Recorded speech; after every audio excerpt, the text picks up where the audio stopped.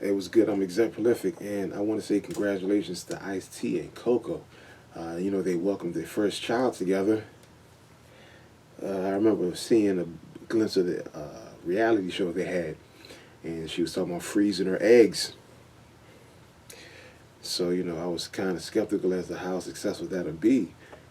But, seeing way down the road that the kid's birth is successful, I guess that, it was a safe practice for her to do that. Now, recently, it's so crazy that this is when the kid is born, because recently, I say about a few days back, maybe a week back, his ex, Darlene, that was on the cover, his cover of his album cover, Power, when she was in a bikini holding a shotgun, they were together for like, I think, 17 years, almost 2 decades, almost 20 years. And she was with him. She said, she did an interview, I believe Hot 97, and she did an interview, said that I was with him. She was 17 years old. He was a rapper, had no deal, no money. They got together, and she was with him when he flew from the West Coast to the East Coast and got a deal after a month of being on the East Coast.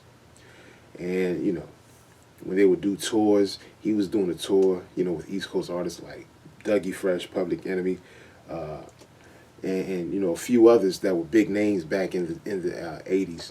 And, he was a nobody at the time. She was with him, helping him. She used to help him with his business. And they were together from, I believe, 87, 88 till 2002. Almost 20 years. And they only had one kid together. He never married her. But then he meets Coco, finds out that Coco's a video hoe.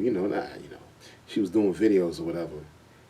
Deals with her. And then probably roughly 10 years later, or 8 to 10 years later, he marries her and then has a kid with Coco. But 20 years with his ex, he never had not more than one kid with her and never married her. Interesting stuff. So it's so crazy. I see that interview right before hearing this news.